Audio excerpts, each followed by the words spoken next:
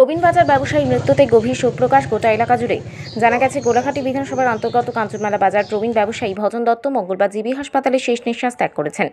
ভজন দত্তের কোনো এক সময় কাঞ্চনমালা বাজার নাটমন্দির সংলগ্ন মিষ্টান্ন ভাণ্ডার ছিল, আর কোনো এক সময় ওনার এই মিষ্টান্ন ভাণ্ডারে খুব নাম ডাক ছিল। বয়সের বার্ধক্যজনিত কারণে ভজন দত্ত বাজারের ব্যবসা থেকে অবসর নেন। এরপর ওনার ছেলে রাজেশ দত্ত বাজারে ব্যবসা শুরু করেন, যিনি এখন কাঞ্চনমালা বাজার ব্যবসায়ী সম্পাদকের পদে রয়েছেন।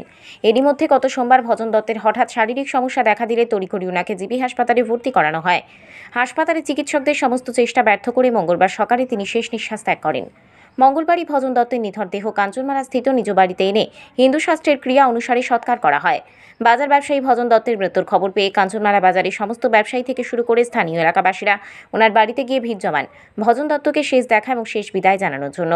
বুধবার কাঞ্চনমালা বাজার ব্যবসায়ীদের পূর্ব সিদ্ধান্ত অনুসারে কাঞ্চনমালা বাজার নাট মন্দিরে ভজন দত্তের প্রতিকৃতিতে ফুল দিয়ে শ্রদ্ধা জ্ঞাপন সহ ওনার আত্মার সদ্গতির জন্য ব্যবসায়ীরা 12 ঘন্টা তাদের ব্যবসা প্রতিষ্ঠান বন্ধ রাখে। স্থানীয় এলাকার সূত্রে জানা গেছে, ভজন দত্ত ছিলেন একজন সৎ ব্যবসায়ী, ব্যবসার ক্ষেত্রে কোনোদিন কাউকে ঠকাননি। আজ ওনার মৃত্যুতেই বাজারের অন্যান্য ব্যবসায়ীরা একজন সৎ অভিভাবককে হারিয়েছেন বলে মনে করছেন। মৃত্যুকালে ওনার বয়স হয়েছিল 67। মৃত্যুকালে উনি ওনার স্ত্রীসহ 4 কন্যা এবং এক পুত্র সন্তান রেখে গেছেন।